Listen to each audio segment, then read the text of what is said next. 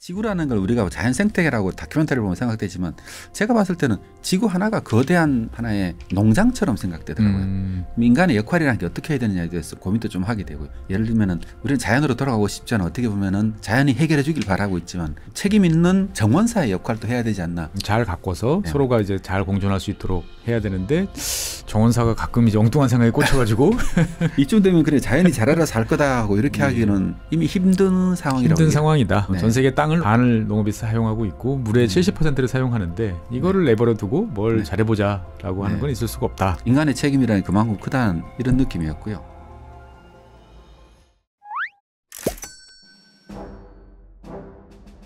네, 안녕하세요. 최준영입니다. 더운 여름 잘 지내고 계신가요? 네, 뭐 비도 많이 오고 정말 폭염에 이제 시달리고 있는데 이럴 때 이제 보면 항상 우리가 언론에서 등장하는 과제가 있죠. 농산물값 폭등.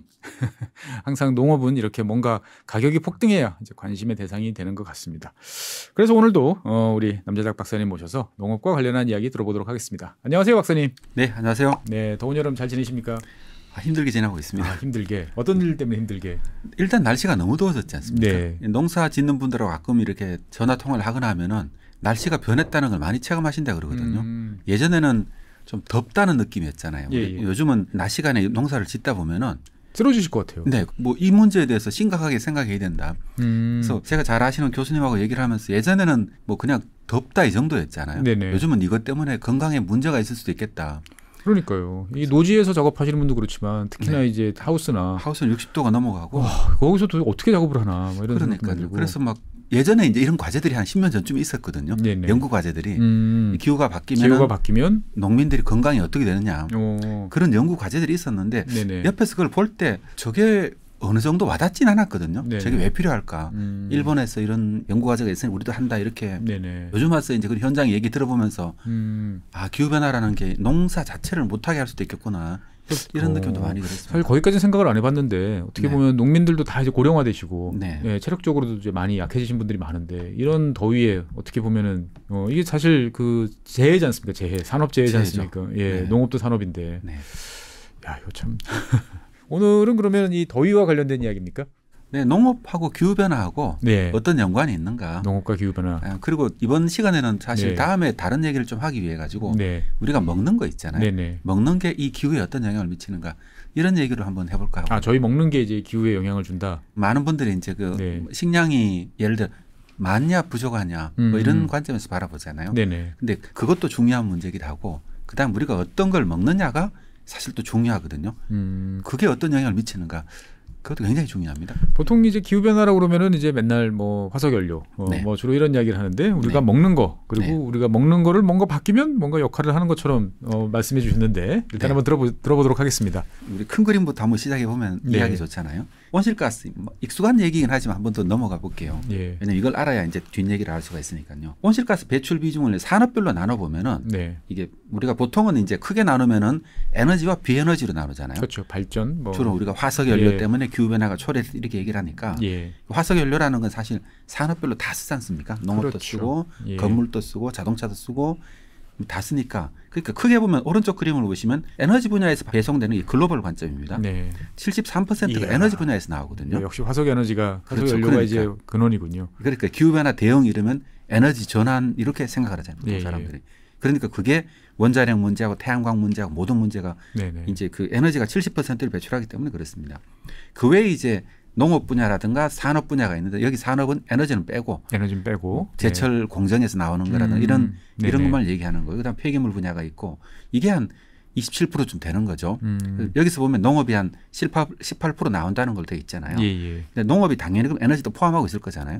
근데 에너지는 빠진 부분. 그건 발라내고. 그렇죠. 근데 이걸 가지고 그럼 산업별로 다시 나누면은 농업 분야를 대체로 한 24% 기준에 따라 다르긴 합니다. 근데 24%하고 보통 에너지 산업 자체가 쓰는 게 25%, 산업이 21%, 이렇게 교통이 14%, 건물 6% 되는 거죠. 그러니까 어떻게 보면은 농업에서 발생하는 온실가스도 상당한 양이다. 그렇죠. 그러니까 에너지 분야 다음으로 많이 발생하는 에너지 거죠. 분야 다음으로 많이 발생하는 쪽이다. 그렇죠. 그래서 그 글로벌 관점에서는 농업이나 식품 산업이 굉장히 중요한 겁니다. 중요한 건데 이제 우리나라에서는 비중이 우리나라는 상대적으로 산업 분야가 굉장히 큰 나라라지 않습니까? 그렇죠. 대한민국이 좀 약간 기형적이죠. 그런 면에서 봤을 때는. 제조업 강국. 네, 제조업이 강하다 보니까. 그러다 보니까 화석 에너지를 많이 쓰고 이 산업 전환이 쉽지 않은 구조를 가지고 있잖아요. 그런 가지고 있는데 어쨌든 우리나라에서 관심은 크게 없지만은 농업이라는 게 24%라는 게 어떤 의미가 있는지 이걸 한번 좀 얘기를 해보자. 네, 자관 뭐 다들 이제 더워지시다 보니까 이제는 다들 받아들이시는 것 같아요. 아, 기후가 변했어. 에어컨을 더 많이 사야겠어. 뭐 이렇게도 생각들 하시는데. 네, 여러 가지 문제가 있죠. 정말 절대 쉬운 문제는 아닌 것 같고요. 그래서 오늘은 그러면 이 농업 문제에 대해 가지고 한번 해보자. 이 얘기를 들고 온 게 왜 그러냐 하면은 사실 우리가 그럼 에너지 전환만 잘하면은 그럼 예를 들어서 화석 연료를 가지고 다 재생 에너지 바꾸면은 이 기후 변화 문제가 해결될 거라고 많은 사람들이 생각을 하잖아요. 되는 거 아닙니까? 사실 그러려고 지금 다 이 난리를 지금 겪고 있는 건데. 물론 그게 가장 중요하긴 하죠. 그렇더라도 이제 우리가 이 한 연구 결과라든가 아니면 이 통계를 보고 있으면은 우리가 먹고 마시는 거 있잖아요. 인간이 먹고 마시는 것. 기본적인 활동들. 네, 이것만 가지고도 사실 한 2100년쯤 되고 나면은 기본적으로 우리가 보통 1.5도나 2도를까지 멈추자고 이렇게 하고 있잖아요. 그렇죠. 그러면 그걸 이미 우리가 그걸 탄소 예산이라고 보통 얘기를 하지 않습니까? 근데 이거를 이미 먹고 마시는 것만도 다 소진해 버릴 수 있다는 거 그것만 가지고. 그래서 먼저 탄소 예산이라는 걸 먼저 한번 말씀드리면은 익숙한 그림이죠. 그죠? 이게 탄소 시계인데 예를 들면 현재처럼 이렇게 만약 온실가스를 배출할 때 우리가 몇 년 후가 되면 1.5도씨가 될 거냐 아니면 몇 년 후가 되면 2도씨가 될 거냐 이걸 얘기를 하고 있잖아요. 계산하면 나오죠. 일단 추정치는. 이게 추정치가 이게 뭐 사실 물리학이라 가지고 이거는 별로 어려운 문제는 아니죠. 만약 1.5도씨를 맞추려 그러면은 대개 지금처럼 가면 한 6년이 채 안 남았다고 나오는 거죠. 6년이면은 이제 2030년 되기 전에 2030년. 2030년 대체로. 네. 그러니까 뭐 우리가 노력을 하더라도 사실 대체로 2030년 전후로 해가지고 1.5도씨가 될 거라고 대충 예상하고 있잖아요. 이거는 그러니까 거의 확실하죠. 그죠? 갑자기 몇 년 사이 특단에 무슨 일이 생길 것 같지는 않으니까 노력은 하겠지만 사실 지금 현재가 1.2도 올라갔다고 얘기를 하고 있잖아요. 그러니까 이제 0.3도쯤 남은 건데. 0.3도 남았죠. 0.3도라는 게 어떤 영향인지가 이제 나중에 한번 기회 되면 말씀드리고요. 사실 이게 최 박사님 전문이시니까. 전문은 아닌데. 최 박사님께서 하시는 게 더 나을 것 같기도 한데. 생각보다는 훨씬 이제 짧다. 남은 시간이 별로 없고 현재 페이스대로 되면 이제 한 2030년 정도 되면 1.5도가 상승을 이제 하는데 뭐 우리가 먹고 마시는. 그냥 뭐 농업과 관련된 것만으로도 그거를 달성할 수 있다. 이미 그렇게 가버릴 수 있다는 거죠. 2100년 기간을 봤을 때 그렇다는. 다 에너지 전환을 다 해도. 네, 그렇죠. 그래서 이제 이 표를 보시면 영어로 쓰여가지고 뭐 보통 이제 그 확률로 가지고 되게 표현을 많이 하잖아요. 확률 가지고 표현을 많이 하는데 예를 들면 대충 보시더라도 이게 식품 분야에서 나오는 것도 이렇고 1.5도씨 예를 들어서 이렇다고 쭉 나오잖아요. 그럼 2도씨가 될 때까지 배출할 수 있는 탄소 1816기가톤 이게 대충 억톤이라고 보시면 됩니다. 보는데 그다음에 이게 확률적으로 50%일 때 67%일 때 예를 들어서 그럼 1.5도씨 예산을 뭐 식품 분야에 배출되는 것만 하더라도 이미 1.5도씨는 가볍게 넘어가 버리고 2도씨 예상이 한 67% 확률 있잖아요. 이까지 이미 거의 도달하게 되는 거죠. 2100년 정도가 되면은. 이 말은 무슨 얘기냐면은 우리가 보통 2050년 탄소 중립 그리고 2100년까지 이렇게 해서 시나리오들이 있잖아요. 꺾어지는 시나리오. 시나리오를 맞춰 가려 그러면은 예를 들어서 에너지 전환을 100% 하더라도 먹고 마시는 부분에서 만약에 변화가 있지 않으면은 사실 우리가 그 모든 노력이 허사가 될 수 있다. 허사가 된다. 네. 이런 말씀 들으면 그러면 막 갑자기 의욕이 상실되는 우리가 이제 이번 시험만 잘 넘겨 이번 훈련만 잘 넘기면 우리 이제 집에 갈 수 있어 막 이제 이러면 악으로 깡으로 이제 하는데 막상 그다음에 또 있어 막 이러면 뭐 앞에 그림에서 보셨지만 우리 크게 보면 이제 그 에너지 분야가 있고 여러 산업들이 다 있더라도 그다음에 이제 비에너지 분야로 나눴으면은 비에너지 분야에서 농업 식품이 가장 큰 부분을 차지했었죠. 그래서 오늘은 이제 그 비에너지 분야에 해당하는 가장 큰 부분을 차지하는 농식품 분야에 대해 가지고 한번 어떤 현상인지 보고 그게 어떻게 보면은 우리가 산업에 어떤 영향을 미치고 있고 우리 식단 구조 있잖아요. 그래서 왜 사람들이 그 축산업이라든가 아니면 식단을 바꿔야 된다는 얘기를 많이 하고 있잖아요. 먹는 걸 줄여야 된다. 왜 이 얘기를 하는지. 다이어트 하려고가 아니고 지구를 위해서 해보자. 그게 왜 그런 배경이 있는지 그 얘기를 한번 해보고 싶습니다. 일단은 근데 뭐 말씀드렸듯이 농업이라는 게 기상재해의 직접적인 피해 산업이 1차 대상이죠. 가장 먼저 영향을 받는 산업이죠. 하지만 또 말씀드린 농업이라는 게 영향을 주는 산업이기도 하잖아요. 사실 우리나라에서는 농업이 워낙 작고 또 농가들이 다들 영세하다 보니까 이런 얘기를 하는 걸 농민들은 좀 불편해 하시죠. 우리나라 국민들도 대체로 좀 불편해 하시는 것 같아요. 농업이라는 산업이 많은 사람들이 생각하기에는 환경에 도움이 된다고 생각하는 경향이 많잖아요. 근데 만약에 농업이라는 게 환경에 도움되는 게 아니고 농업이라는 게 환경에 다른 영향을 미칠 수도 있어. 우리가 먹고 마시는 게 그 원인일 수도 있다 이런 얘기를 들으면은 많은 분들이 그때부터 불편해지시는 거죠. 사실 뭐 불편하지만 진실이죠. 왜냐하면은 이제 농업 우리 이제 뭐 여름철에 이제 쫙 비 그친 다음에 이렇게 논 보면은 되게 기분이 좋아지죠. 근데 가만 생각해 보면 생태적 관점에서 보면 사막이죠. 그냥 벼라는 단일종이 쫙 덮인 어떻게 보면 생태학적 사막을 우리가 보면서 뿌듯해하는 건데 뭐 엄밀히 말하면 농업이라는 게 그런 생태학적 사막을 인위적으로 조성해가지고 잘 관리하는 그래서 거기서 뽑아내려고 이제 환경에 부하를 주는 요인들인데. 어찌 됐건 본격적으로 얘기하기 전에 앞에 첫 번째 이제 기후가 무슨 영향을 주냐고 말씀드렸지만은 유럽에서 나온 자료인데요. 보면은 이 기상재해가 점점 많아지고 있잖아요. 시간이 지나면서 점점 늘어나고 있지. 이게 지금 1.2도의 세계라고 얘기하잖아요. 근데 이제 1.5도의 세계를 우리가 설명을 할 때 0.3도만큼 올라가니까 별거 아니라고 생각할 수 있지 않습니까? 그러니까 그게 사실 별거 아닌 게 아니잖아요. 그렇죠. 많은 사람들이 그걸 비유를 할 때 10년 전에 IPCC 보고서가 나왔을 때 5차 보고서가 나왔을 때는 그때 한 0.9도쯤 올라갔었잖아요. 근데 지금은 이제 10년 후가 돼서 1.2도쯤 됐을 때 10년 전에 기후변화에 대해서 생각하는 사람이 별로 없었지 않습니까? 뭐 말이 많았지만 뭐 요즘 와서는 다들 이제 인정하죠. 이게 뭔가 바뀌었어. 뭐 이제 이렇게 생각들을 하시는 건데 그게 이제 악기상이라고 하는. 근데 그 0.3도라는 게 사실은 별거 아닌 게 아니잖아요. 그렇죠. 근데 그 0.3도가 만약에 저는 이제 이게 강의 갈 때 비유를 할 때 예를 들면은 바닷물이 예를 들어서 가슴까지 차 있을 때가 만약 0.8도 그다음 지금이 이제 목까지 쳤다. 요점 차면 1.2도 요까지 차면 1.5도쯤으로 볼 수 있는 거죠. 1.2도쯤 되면 이제 코가 잠겨 있는 거죠. 그런데 예를 들어서 바닷물이 만약에 여기 찼을 때는 파도가 치다 가끔 치면은 코에 물이 들어오는 게 이게 뭡니까? 자주는 가끔 들어오게 되죠. 근데 이쯤 차면 어떻게 됩니까? 그냥 잘못하면 죽죠. 그렇죠. 이게 많아지는 이게 영향이 이제 재해라는 것도 비슷한 거죠. 비슷한 똑같은 0.1도 1도 올라가더라도 올라감에 따라서 재해 강도가 빈도가 점점 빨라지잖아요. 빨라지고 이제 반복되다 보니까 버티기가 힘들다. 그래서 이게 무슨 얘기냐면 가장 많이 늘어난 게 유럽에서는 홍수고 그다음에 폭풍 같은 거, 그다음에 폭염. 그다음에 이제 가뭄이 상대적으로 좀 유럽 쪽은 상대적으로 몇 번은 없었죠. 영향은 컸었는데. 근데 이게 저는 이걸 보면서 왜 이런 걱정을 하는 많은 분들이 다들 걱정하시겠지만은 지금까지는 그래도 식량 문제가 우리가 별로 문제가 없었던 거는 요즘 이제 뉴스에 많이 나오는 게 뭐냐면은 예전에는 그 뭐 호주에 대가뭄이 들었잖아요. 2019년 그러면 미국 같은 데는 비가 많이 작아가지고 자라서 작황이 좋아서 풍년해졌죠. 그러니까 이게 메우는 겁니다. 메우는 건데 예를 들어서 기상재해가 자꾸 많아지다 보면은 동시에 두 군데가 들 수가 있잖아요. 주요 곡창지대 두 곳이 타격을 받으면 이제 그러면 이제 큰일이 날 수 있는. 그러면 이제 이게 큰일이 나는 거죠. 뭐 다음에 시간에 만약 기회가 되면 제가 곡물 산업에 대해 가지고 한번 어떤 식으로 구성되어 있고 이게 어떤 영향을 주는가에 대해서 자세히 한번 다뤄볼 텐데 오늘은 이게 중요한 문제라는 것 그다음에 식품 문제에 대해서 한번 얘기해 보겠습니다. 예를 들어서 먹는 것들에 대해서 농업이 전반적으로 영향을 주는 걸 한 번 더 살펴보면은 온실가스 배출량이 26%라고 말씀드렸잖아요. 그리고 세계 토지 중에서 거주 가능한 토지, 사막 같은 거 빼고요. 거주 가능한 토지의 거의 절반이 농업에 사용하고 있고요. 물의 70%를 쓰는 거죠. 야, 물의 70%. 민물의 70%를 쓰고. 아, 농업에. 그리고 식량을 늘린다는 얘기는 물을 더 끌어와야 된다는 거죠. 산업이나 도시로 가는 물이 줄어드는 걸 의미하고요. 그다음에 농업이라는 게 또 부영양화 있잖아요. 그렇죠. 비료를 많이 이제 쓰다 보니까 영양물질이 들어가서 생기는 거의 78%가 농업에서 기여를 하고 이 글로벌 관점입니다. 우리나라처럼 선진국들은 다르죠, 그죠? 수처리를 잘하니까요. 그다음에 그 우리가 포유류 중에서는 사람을 제외하고는 포유류 중에서는 96%가 가축이고요. 가축이죠. 뭐 닭부터 시작해서 일반 사자나 뭐 이런 사슴 같은 것들은 별로 없다고 거의 96%가 우리가 기르는 가축이고요.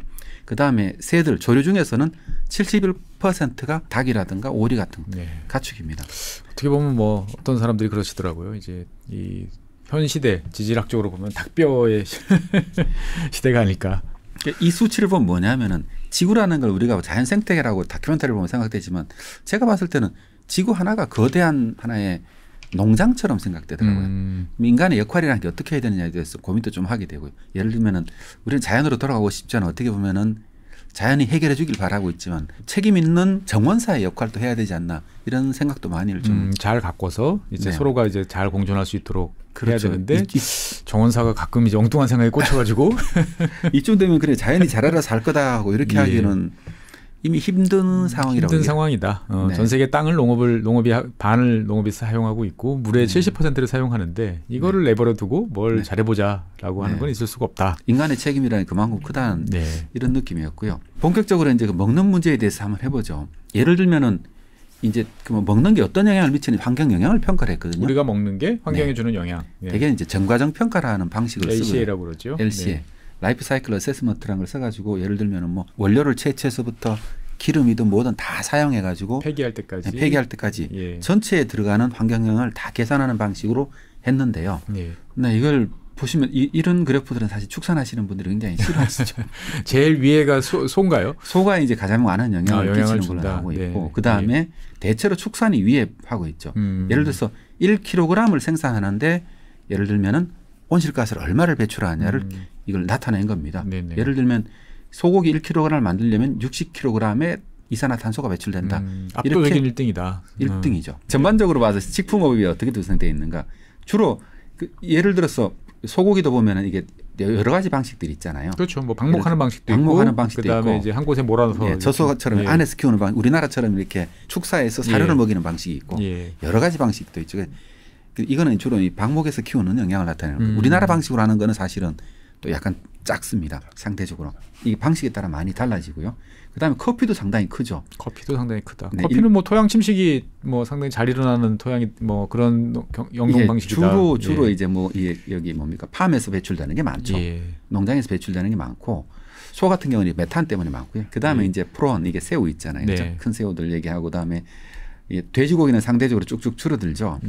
그다음에 돼지가 환경 친화, 기후 친화적이군요. 네, 그렇죠. 근데 쌀이 보면 곡물 중에서는 쌀이 1kg에서는 4kg를 배출하거든요. 쌀 1kg을 생산하기 위해서는 그럼 온실가스 4kg를 나간다. 메탄 때문에 그렇잖아요. 논의 메탄 때문에 그렇게 얘기하는 거고 보통 이제 나머지 곡물들은 보면 옥수수 같으면 1kg에 1kg 정도 나오고 있죠. 이러니까 그다음에 콩 같은 경우도 줄어들고 그죠. 그러니까 어떻게 보면은 똑같은 1kg 어떻게 보면 우리 입에 들어오면은 다 소화돼 가지고 뭔가 영양소로 들어가는데 어떤 거를 먹을 것이냐에 따라서 그게 그 온실가스 배출에는 어마어마한 차이가 날 수 있다라는 게 이제 저 그래프의 핵심인 거죠. 그래서 많은 분들이 이제 식단을 조절하자 이렇게 얘기를 하는 게 우리가 뭘 먹는지에 따라 가지고 지구가 어떻게 달라진다 이런 얘기를 할 때 이제 가장 기본적으로 사용되는 영양 분석한 그래프라고 볼 수 있죠. 저거 보면 끊임없이 저 땅콩, 후두 이런 견과류 열심히 집어먹고 견과류들은 이제 과일 같은 경우는 나무가 자라지 않습니까? 나무가 자라서 흡수하니까 흡수원이니까 이게 마이너스 되는 거라고 그러니까 비료 같은 걸 주긴 주니까 플러스 되는 것하고 하면 거의 얼마 배출되지 않는 걸로 나오고 있죠. 근데 우리나라 분들이 이제 방금 이 말씀 들으면 되게 이제 놀라실 게 이제 쌀이 이제 메탄의 배출원으로 배출량이 매우 크다라고 하는 저 문구에 대해서 약간 설명이 더 필요할 것 같은데 사실 메탄은 이산화탄소보다 온실가스 중에서 이제 그 태양열을 붙잡아 놓는 효과가 훨씬 세죠. 그러니까 같이 1g이라고 해도 메탄이 훨씬 영향이 크다라고 그렇죠. 볼 수가 있는 겁니다. 부연하면 메탄이 요즘 많이 이슈가 되거든요. 그렇죠. 천연가스도 되고 우리가 보통 이제 온실 효과를 나타낼 때는 한 100년 단위로 해서 영향을 측정을 하지 않습니까? 100년 단위의 온실 효과가 얼마를 나타내느냐. GWP라고 글로벌 워밍 포텐셜 100 글로벌 워밍 포텐셜 50 이런 식으로 해서 이걸 나타내는데 이산화탄소 같은 게 한번 배출되면은 거의 안 사라지잖아요. 오래 가죠. 되게 느린 이제 순환 과정이기 때문에. 그런데 메탄 같은 경우는 이제 반감기라고 하죠. 반으로 줄어드는 게 10몇 년밖에 안 되거든요. 12년이거든요. 그러니까 예를 들면은 우리가 2040년까지 50년까지 만약에 어떤 기후에 무슨 변화를 만들어내고 싶다 이렇게 얘기를 하면은 이산화탄소 줄여가지고는 이게 별로 효과가 없고 사실 제가 지금 내뿜은 이산화탄소는 이제 100년 후에도 떠돌고 있을 가능성이 없기 때문에 그래서 메탄을 만약에 줄여버리고 나면은 바로 효과가 나오잖아요. 나타난다. 그 영향 때문에 이제 메탄 서약이라는 거, 메탄 플래지라는 게 선진국들 모임에서 한번 이렇게 다시 하기로 했고 우리나라도 거기 참여하기로 했거든요. 그것 때문에 메탄을 줄여야 되는데 메탄이 가장 많이 배출되는 곳이 이제 소 벼재배, 그다음에 이제 석유 채취, 에너지 산업입니다. 에너지 산업에서. 근데 농업에서 거의 절반 정도의 메탄이 나오는 거죠. 그러니까 왜 그러면 농업이라는 게 그러니까 실제 배출하는 것보다 더 많은 사람들이 관심을 가지 아니면 세계에서 더 많은 규제를 하려고 그러냐면은 이 온실가스 특징 때문에 되는 거죠. 2050년까지 뭔가에 대해서 급한 불부터 꺼야 되는데 가장 이제 우리가 시험 준비할 때 분명히 출제되고 배점 높은 것부터 이제 맞춰야 되는 연습을 해야 되는데 메탄이 딱 거기에 해당된다라는 말씀. 그렇죠. 그러니까 농업 하시는 분들 입장에서는 좀 억울할 수 있는데 이게 뭐 소가 메탄 뿜어내는 거 이건 원래 수천 년 동안 원래 그랬던 건데 어떡하라는 얘기냐. 우리가 벼농사 짓는 거 이것도 몇천 년 동안 해오던 얘기인데 이게 갑자기 왜 우리더러 기후변화의 원인이라고 하니 이렇게 억울하다 이렇게 하소연할 수 있죠. 그렇죠. 이 타당하고요. 사실 이것 때문에 기후변화가 생긴 것도 아니고 엄밀히 따지기면 그런 면이 있잖아요. 그렇죠. 네. 그리고 우리는 수천 년 동안 이 일을 해왔는데 갑자기 내가 이제 타겟이 되면 기분 좋을 사람 아무도 없죠. 이것 때문에 뭐 옛날에 그렇죠. 옛날에는 오히려 지구를 따뜻하게 하는 데 도움이 됐다. 이렇게 할 수도 있죠. 근데 요즘 와서 갑자기 시급한 불을 끄는데 갑자기 뭐 농업하는 당신들이 가서 먼저 노력하세요. 이렇게 나오는 하나의 배경이 되는 것 하죠. 어쨌건 저렇게 보면은 이제 우리 입으로 들어가는 많은 것들이 각각 다 차이가 나기 때문에 그러면 이제 뭘 어떻게 해야 되느냐에 대한 실천의 문제로 이제 들어오겠군요. 그렇죠. 이 식단 문제 실천에 들어오는데 그럼 당연히 그럼 서구 사회에서는 이 선진국들에서는 이런 거에 대해서 영향을 하는 걸 했을 것 같잖아요. 그렇죠. 이게 식단을 어떻게 하지? 이게 갑자기 뭐 이 데이터 하나 가지고 이렇게 운동으로 가지고 나오진 않았을 거고. 그래서 이제 그 여러 가지 단체들의 여러 가지 보고서들이 있는데 우리가 주목해 봐야 될 것은 랜시시라는 저널이 있잖아요. 유명한 저널이죠. 글로벌 탑 전통적으로 탑 저널이죠. 이 저널에서 그럼 여기에 있는 어떤 전문가들이 모여가지고 이트 랜시시라는 걸 2019년도에 이 발족을 하게 됩니다. 이니셔티브를 해가지고요. 먹는 문제에 대해서 어떻게 하자. 예를 들면은 우리가 식량 생산 시스템이 뭐 기후라든가 아니면 생태계 사실 또 농업이 가장 크게 영향을 주는 게 생물 다양성이거든요. 기후 변화보다 사실 더 영향을 많이 주는 게 그 토지 이용 변화라는 겁니다. 그렇죠. 그게 우리가 지구를 지속 가능하게 만드는 데 가장 중요한 게 온실가스하고 그다음 생물 다양성인데 그 두 개가 다 가장 큰 영향을 주는 게 토지를 사용하는 농업이다 보니까 어쩔 수 없이 그렇게 됩니다. 그러니까 이 단체에서는 글로벌 그 푸드 시스템이라고 얘기하는 거에 급진적인 변화가 필요하다. 먹는 거를 바꿔야 된다. 이거는 뭐 강제하기는 어렵고. 갑자기 아침에 내가 뭘 먹었나 이렇게 생각이 됩니다만 이 보고서들을 이제 많이 냈을 것 같은데 주요 내용들 한번 설명을 해주시죠. 보면은 이게 최근에 나온 보고서 중에 하나가 EAT 랜십 보고서라는 거거든요. 여기서 보면은 뭐 우리가 보통 이런 보고서들이 글로벌 보고서들이 구성되는 방식이 있잖아요. 하나의 목표, 3개의 기둥, 4개의 기둥 이렇게 얘기를 하고 그다음에 5가지 전략 뭐 이런 식으로 나오는데 이 보고서도 그 패턴을 따르고 있죠. 하나의 목표라는 앞에 말씀드렸듯이 지속가능한 푸드 시스템이라는 하나의 목표를 정했을 거고 이걸 위해서 2가지 세부 목표를 정하는데 그 하나가 건강한 식사. 건강하다는 건 우리 말 그대로 건강입니까? 우리 몸의 건강. 몸의 건강. 그렇죠. 우리 몸에 건강한 것 하고 또 지구에도 건강하자. 그게 지속 가능한 식량 생산이라는 것. 이게 크게 이제 2가지 목표고 그다음에 여기에 들어가는 5가지 핵심 전략들이 있죠. 5가지 핵심 전략들이 보면 나오는 게 생산성을 향상하자. 생산성을 높이자. 그럼 같은 땅에서 더 많이 생산을 하니까 예를 들어 인구는 어째 늘어나니까 더 많은 식량을 생산하긴 해야 되잖아요. 우리가 줄이더라도. 그러면은 더 많은 식량을 생산하려면 더 많이 투입을 하든가 토지를 넓히든가 하는 2가지 방법을 쓸 수 있지 않습니까? 근데 토지를 넓히는 거는 뭐 여러 가지 문제들이 있고 현실적으로 불가능하다 보니까 같은 땅에서 더 많이 생산하자. 생산성을 높이자. 예를 들면 그러면은 거기에 등장하는 것들이 종자를 획기적으로 개량하자. 그렇죠. 그다음에 거기에 등장 우리나라 분들도 예민하게 하는 거기에 이제 그 GMO가 나오는데 요즘 GMO 중에서도 옛날에는 이제 GMO도 보면 외부 유전자를 집어넣는 방식이 있잖아요. 지금은 이제 그 가위로 이제 잘라가지고 진 에디팅 방식. 그래서 진 에디팅하는 것들은 우리가 유전자 교정이라고 주로 얘기를 하는데 다르고 다른 것 같아요. 이게 완전히 좀 다른 게요. 옛날에는 그런 미생물이라는 걸 이용해 가지고 미생물에 있는 유전자를 플라스미드라는 거 만들어 가지고 총으로 쏴서 이게 강제로 집어넣었잖아요. 이 세포 속에다가. 근데 요즘은 하는 방식이 우리가 유전자 가위라는 걸 써가지고 어떤 특정 유전자를 부위를 잘라버리거든요. 그렇죠. 뭐 잘못 들어가 있거나 아니면 원치 않는 부분을 잘라내버리는 거죠. 이거는 이제 사람인데도 이제 질병 치료의 목적으로 쓰이고 그러니까 이거는 그런 외부 유전자가 들어가지 않았으니까 별도로 더 해를 끼칠 건 없다.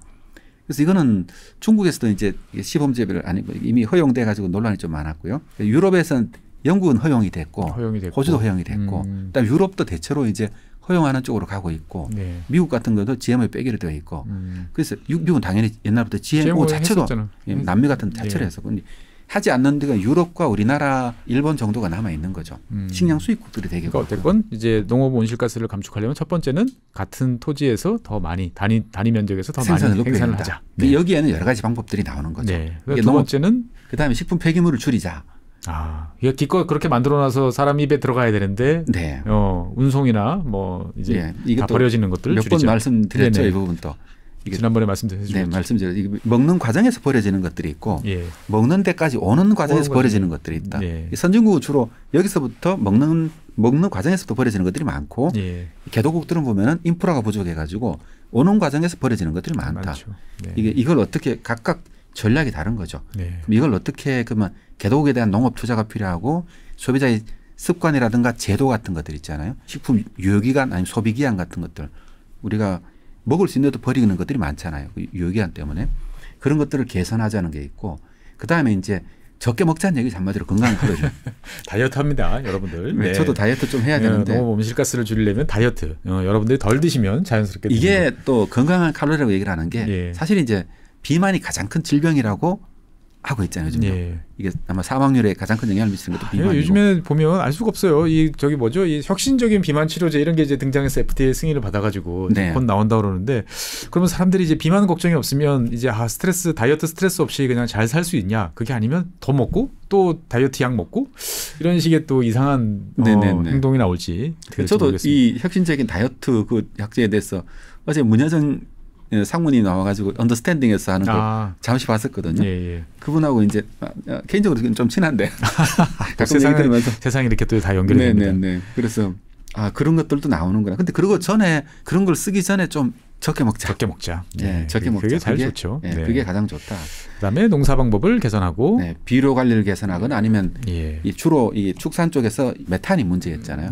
메탄 같은 경우는 사료 첨가제를 통해 가지고 확 줄일 수가 있거든요. 확 줄일 수 있다. 가스가 생기지 않도록. 그럼 소고기에 들어가는 비판이 줄어들 수가 있죠. 줄어들 수 있다. 그래서 소는 또 무슨 죄냐 또 이렇게 이야기 나올 수 있고. 그럼 근본적으로 이제 다음에 축산할 때 나오겠지만은 농업 분야 배출되는 거에 거의 절반 이상이 축산에서 배출되거든요. 그러다 보니까 근본적으로는 인구가 늘어나는 것만큼 축산이 계속 늘어나면 이거는 대책이 없다. 그러니까 어느 정도는 단백질 수요에서 축산물 부분을 줄여야 된다. 그래서 그 얘기에 대해서 단백질 그래서 다음 시간에 그래서 이제 그 축산에 대해서 단백질에 대해서 직전으로 다루고 있습니다. 이게 이제 근본적으로 그 5가지 전략인 거죠.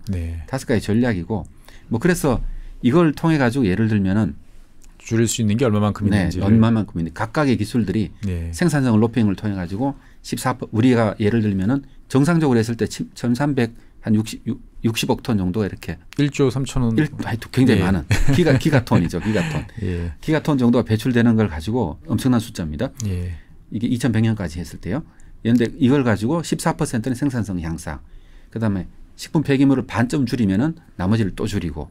그다음에 이제 건강한 식단, 그다음에 먹는 걸 줄이고, 그다음에 뭐 이렇게 해서 각각 통해서 어떻게 해가지고 우리가 어떻게 할 수 있느냐 하면은 한 절반 이상을 이제 줄일 수 있다. 열심히 노력하면 다 줄일 수도 있다. 그거 같아요. 우리 시험 얼마 안 남았을 때 시험 공부할 때, 야, 너 며칠까지 뭐 해서 거기서 3점 올리고 어느 영역에서 조금 2점만 더 올리고 하면 너 1등급 받을 수 있어. 근데 이게 이 연구소에서만 나오는 건 아니고 월드 리서치 인스티튜트 WRI라는 기관이 있잖아요. 여기도 그러면 지속 가능한 식량 시스템을 위해서 뭘 해야 될 거냐. 그래서 우리가 아주 구체적으로 테크놀로지별로 구체적으로 해서 목표를 다 세우고 있어요. 이게 큰 틀의 전략적 목표를 가지고 굉장히 많은 어떤 민간 연구소에서 다 수립을 하고 이게 어떻게 현상에 반영될 수 있도록 할 거냐 하는 노력들을 하고 있습니다. 그럼 저러한 노력들은 제가 딱 보면 느낌이 선진국들 특히 이제 유럽이나 뭐 이런 데는 잘 되고 있을 것 같고 미국도 일부는 되고 뭐 먹는 거 이것 때문에 잘 안 될 것 같고 아시아 국가나 아프리카 이런 국가들은 갈 길이 멀 것 같고 지역별로 편차가 꽤 클 것 같아요. 꽤 크죠. 꽤 크고 사실 이게 또 여기도 보면 이제 그런 부분이 나오는데 EAT 식단이라고 하는 건데 한번 EAT 란셋이라는 기관에서는 권장 식단이죠. 밑에서 두 번째가 이제 EAT 란셋에서 나오는 건강 식단. 사우스 코리아도 있네요. 이거를 이제 사우스 코리아를 좀 넣었습니다. 보시면은 제일 왼쪽이 시리얼 곡류죠. 곡물.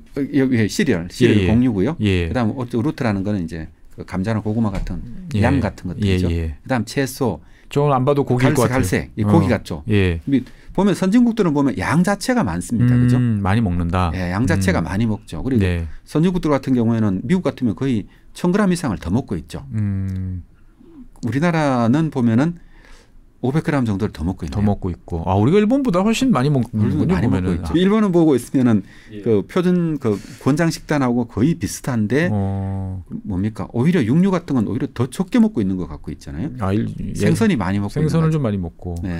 그러면 잠깐 우리 입장에서 봤을 때도 한 30% 정도는 줄여야 된다라고 볼 수 있는 거군요. 그렇죠. 우리나라가 어느 정도인가 뭐 이런 것들 한번 볼 수 있고요. 일본은 사실 보니까 이게 갈색이 보니까 우유네요. 우유, 유제품 같은 건 상대적으로 작고. 우리나라 분들은 유제품 적게 드시고. 유제품 적게 드시고. 곡류, 쌀 많이 드시고. 당연히 곡류 많고. 네. 그다음에 저 540이라고 표시되는 게 이제 야채. 세계에서 가장 베지터블. 야채 많이 먹는 나라 중에 나라답게 많이 먹고. 네. 그다음에 이제 고기 소비도 레드밋. 우리가 이제 소고기를 비교해 보면 일본보다 훨씬 많이 먹고 있죠. 이제 레드미치라고 그러니까 소고기죠, 보면. 네, 주로 소고기입니다. 소고기고요. 많이 먹습니다. 네. 닭고기는 일본하고 비슷한 수준으로 먹는 것 같고. 치킨은 그렇게 먹어야 되는데 일본이랑 비슷하단 말입니까? 권장양자. 근데 닭고기는 전 세계가 다 많이 먹고. 다 많이 먹고. 특히 아랍 같은 국가들은 이게 특히 많이 먹고 그죠. 그러니까 이걸 보면요, 한국 사람들이 우리나라 분들이 정말 많이 드세요. 곡류 많이 먹고 쌀 많이 먹고요. 야채 1등이고. 그 다음에 그 쇠고기도 뭐 미국 사람들 못지않게 꽤 많이 먹고 있는 편이고, 어류 그 저기 어패류죠, 보면은. 네네. 네, 151로 표시되어 있는 게 어패류인 것 같은데, 저것도 보면은 전 세계에서 거의 탑급으로. 그렇죠. 뭐든지 많이 먹는 대한민국 분들. 골고루 많이 먹고 있는데 사실은 어릴 때 부모님들이 맨날 골고루 먹어라 하던 거.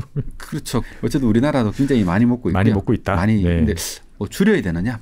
이게 참 쉽진 않은 문제다. 네, 다이어트 하나만큼 굉장히 어렵습니다. 근데 이걸 전 세계적으로 다 놓고 보면은 이 EAT 란셋에서 다이어트 기준을 펼쳐놔봤을 때 이 미달되는 국가를 나타내고 있잖아요. 그러니까 이제 그 란셋에서 제시하는 그 표준 칼로리 미달되는. 그러니까 영양 부족, 영양실조, 영양 부족 상태에 있는 게 저 주황색으로 표시되어 있는. 그렇습니다. 그 선진국들은 뭐 1%대에 불과하고 있고 아시아는 15% 정도인데 아프리카 같으면은 거의 절반 57%, 이상. 남아시아죠. 서아시아에서도 38%. 뭐 이런 식으로 굉장히 불균형이 심하죠.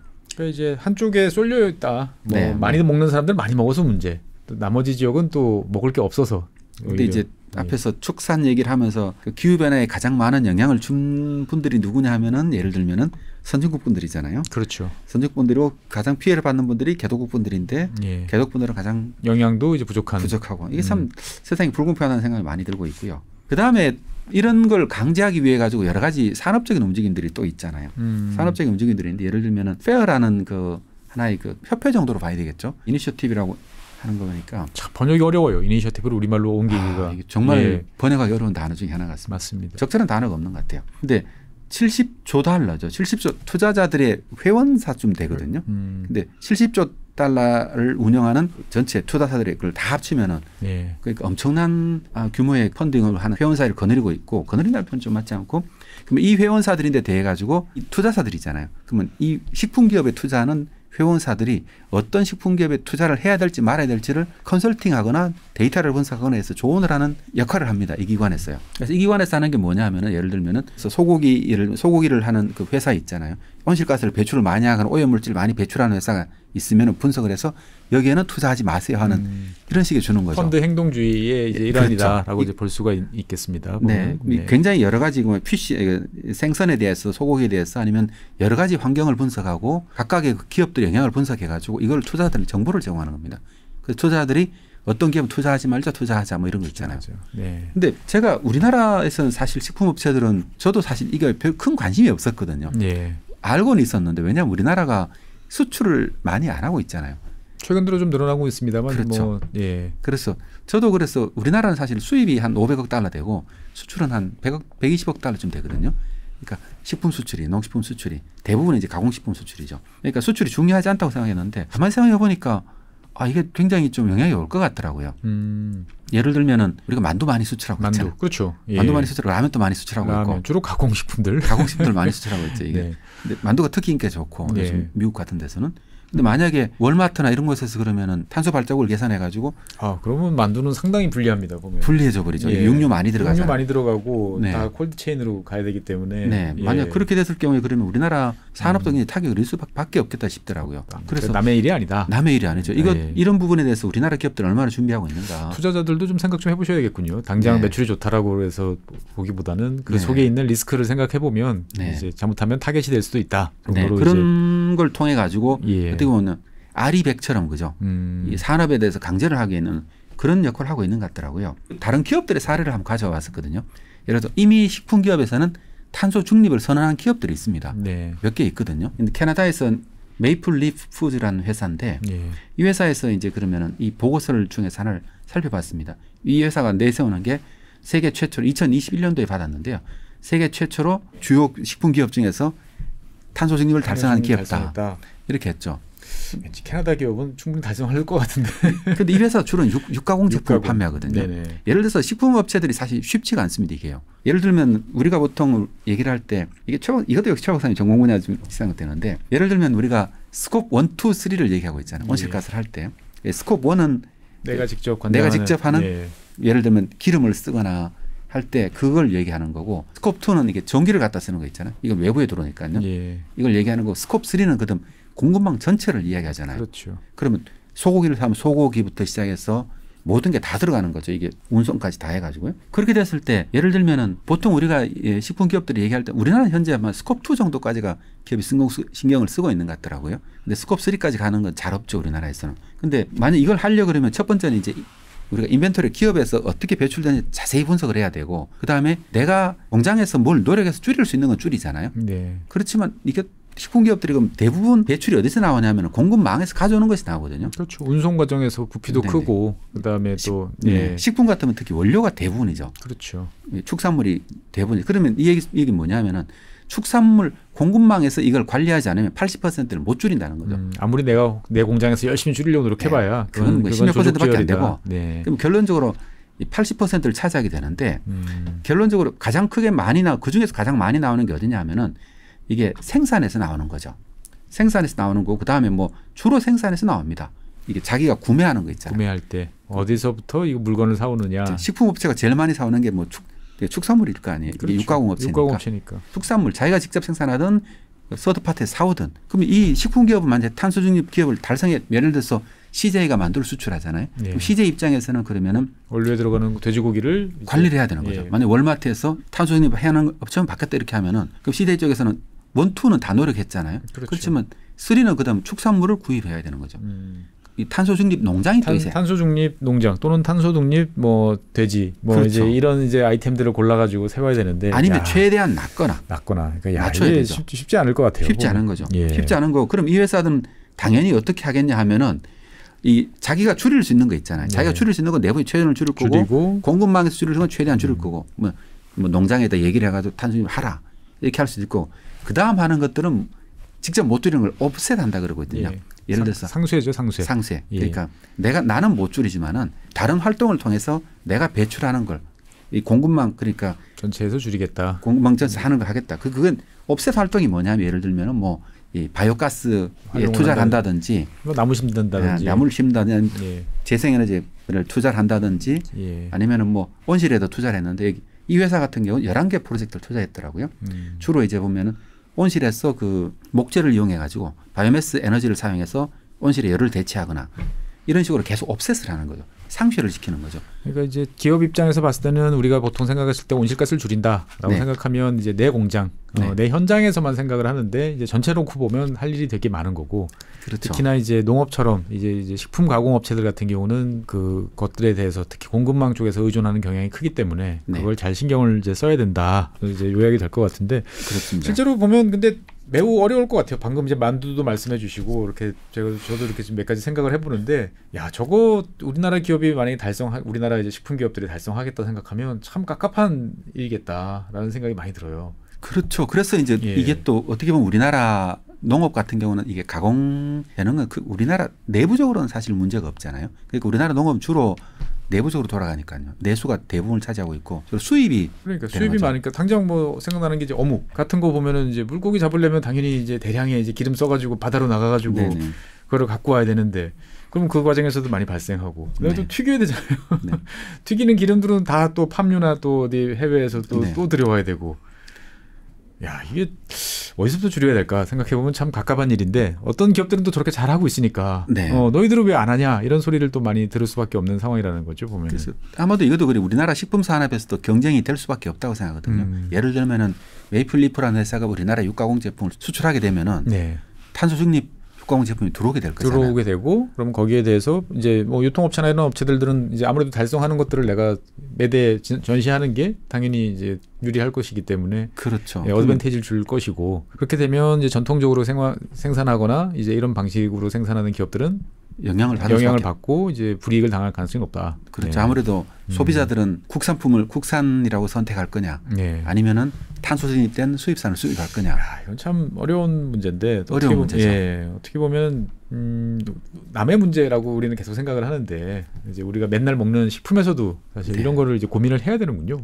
브라질 같은 경우 예를 들면은 브라질에서는 탄소 중립 쇠고기라는 걸 만들거든요. 이 브라질이 사실 농업 혁신이 엄청나다고 하더라고요. 근데 거기는 뭐 어떤 걸 하고 있냐면은 예를 들면은 소가 메탄을 뿜어내는 건 우리가 어쩔 수가 없잖아요. 사료첨가제를 먹여 줄일 수는 있는데 그렇다면 이게 방목지에서 소를 키우는 만큼 이게 방목지에 나무를 심는 거죠. 이걸 상쇄를 시키잖아요. 상쇄를 시킨다. 탄소 중립 쇠고기라고 해서 만들어내는 하거든요.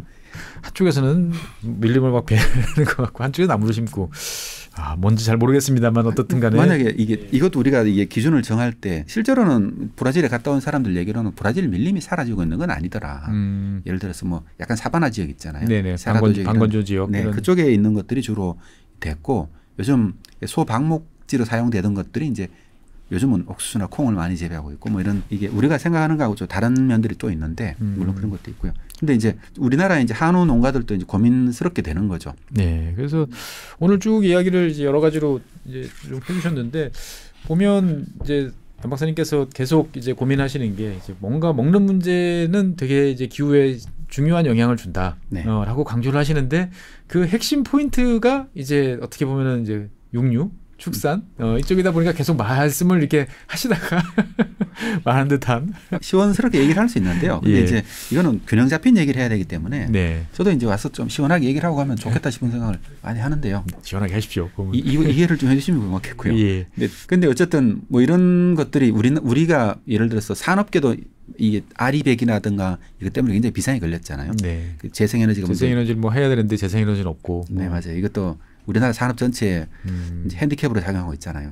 그런 것처럼 이것도 농업계도 마찬가지다. 농업계도 마찬가지고 소비자들이 그럼 말씀처럼 이렇게 점점 더 기후 문제가 심각해질 거잖아요. 이거는 뭐 거의 기후 문제가 점점 심각해지면 소비자들이 점점 더 기후에 영향을 주는 상품에 대해서 예민하게 반응할 수밖에 없거든요. 당연하게 그렇게 바뀔 수밖에 없잖아요.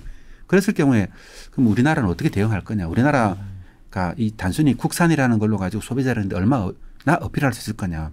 그래도 우리가 할 수 있는 최대한의 노력은 해보자. 하는 게 맞지 않을까요? 그걸 설득해야 되고. 어떻게 보면 농업이라는 것들이 우리한테는 거의 본능적으로 그냥 보호받아야 되고 뭔가 이렇게 어렵고 힘든 뭐 규제라든지 이런 대상에서는 열애시켜줘야 될 것 같은 이제 그런 대상인데 기후변화라는 측면에서 봤을 땐 그렇지 않다.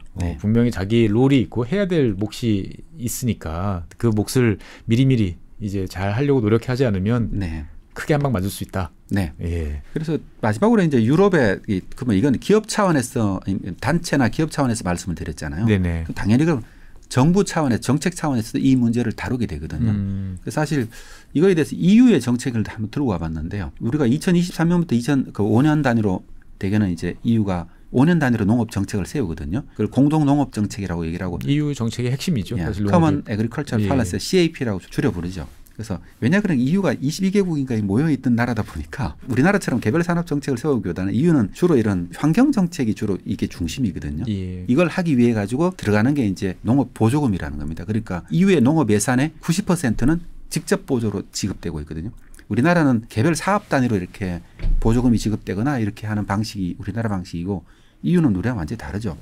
어쨌든 그 EU의 핵심 근간이 되는 공동 농업 정책에서 다루는 게 핵심 목표가 뭐냐 하면은 이 2023년부터 28년까지 들어가는 게 팜투포크라고 한마디로 요약을 합니다.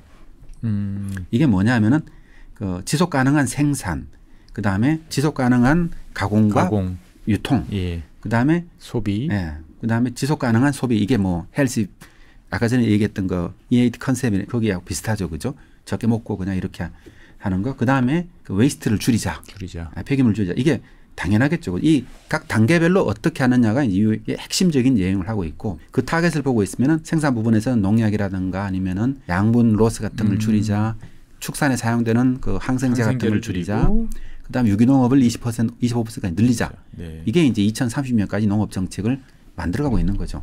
그래서 여기에도 가장 중요하게 작용하고 있는 것들이 뭐냐 그러면은 농업 생산 시스템 전체에서 그 온실가스를 어떻게 줄이느냐가 키 포인트인 겁니다. 여기도요. 그러니까 우리는 보통 농업하고 그러면 기후 변화랑 거리가 멀다. 네. 그리고 기후 변화에 의해서 항상 이제 희생당하는 어떻게 보면 피해를 보는 이제 희생자라는 이제 이미지가 되게 이제 강한데 오늘 남 박사님 쭉 말씀 듣고 보면 어떻게 보면은 다른 산업과 마찬가지로 농업 역시 어떻게 보면 다른 산업보다 더 중요하게 이제 기후에 관한 영향들을 많이 주는 영역이다라는 걸 우리가 좀 인식할 필요가 있다. 네. 예. 그리고 거기에 맞춰서 지금 이제 많은 국가들이 여러 가지 노력을 하고 있고 개인들이 할 수 있는 영역이 어떻게 보면 다른 분야보다 더 크다. 훨씬 크죠. 예, 내가 오늘 먹을 때 이거를 먹을 거냐, 저거를 먹을 거냐. 네. 매일매일 선택을 해서 내가 메뉴도 고르고 뭐 그 음식도 고르는데 나의 순간적인 판단이 그래도 요만큼이나마 기여를 하고 그게 모이면 이제 기후 변화에 대응할 수 있는 어떻게 보면 가장 직접적인 역할을 하는 영역이다. 네. 네. 점심을 갑자기 뭘 먹어야 될지 이제 고민이 되는데요, 보면. 우리나라 소비자단체에서도 아마 많은 노력들을 하고 있는 것 같은데 좀 이런 것들이 좀 더 많이 정보들이 공유돼 가지고 결국은 이 소비자들 있잖아요. 시민들이 참여를 해야만 이 기후변화 문제가 해결된다고 생각하고 있고 아마 그런 면에서는 소비자들과 접점을 가장 많이 가지고 있는 게 또 농식품이지 않습니까? 그렇죠. 좀 많은 관심을 부탁드린다 이 말씀 좀 드리고 싶습니다. 실제로 요즘에 이제 각종 반조리식품, 조리식품, 뭐 케이터링 이런 거 되게 많은데 그런 곳에서라도 오늘 제공되는 뭐 구내식당에서라도 오늘 제공되는 이제 음식에서 총 발생한 이산화탄소는 얼마입니다. 이런 데이터들을 좀 볼 수 있는 그런 시스템이 되면 사람들이 조금 더 관심을 갖고 뭔가 노력을 하지 않을까 싶은 생각도 좀 듭니다. 보면 아마 그런 운동들이 전반적으로 좀 있어줬으면 좋겠어요. 그래서. 아마 쉬운 일은 아니겠지만 항상 예상보다 대한민국은 빨리 움직이니까 조만간 되지 않을까 싶습니다. 네, 오늘 어떻게 보면 이제 기후 변화, 요즘 날씨 이야기를 꺼냈다가 이제 기후 변화로 넘어가면서 이제 또 다이어트까지 연결이 됐는데요. 네, 여러분들 매일 드시는 어떻게 보면 식단, 우리 건강만큼 지구의 건강도 이제 중요하니까 지구의 건강을 되찾을 수 있는 방안이 무엇일지에 대해서 식사 자리에서도 한 번씩 고민해보는 그런 기회가 됐으면 좋겠습니다. 네, 오늘 이제 남 박사님과 함께 이제 농업과 기후 변화 관련 말씀 쭉 했고요. 다음 시간에는 뭐 굳이 남 박사님께 여쭤보지 않아도 어떤 말씀을 해주실지 미리 다 말씀해 주셨기 때문에 네, 다음 시간 기대해 보겠습니다. 알겠습니다. 네, 함께해 주신 여러분 대단히 감사하고요. 다음 시간에 다시 남 박사님과 농업과 관련된 재미있는 이야기로 돌아오겠습니다. 감사합니다. 복잡하고 어렵게 느껴지는 재무제표와 용어들. 친절한 투자 멘토 사경인 마스터가 매주 새로운 콘텐츠로 알기 쉽게 설명해드립니다. 재무제표 분석과 포트폴리오 구성, 뭐 양대 재무제표라고 그러면 대차대조표랑 손익계산서가 있거든요. 매수 매도 방법, 이때 사는 게 좋겠네, 이렇게 사면 좋겠다. 근데 이렇게 살려면 뭘 해야 되냐면요, 나머지 3분의 1은 놔둬봅니다. 어디까지 가는지. 실전 투자 팁까지 알려드립니다. 오직 3프로 멤버십에서만 만나실 수 있습니다.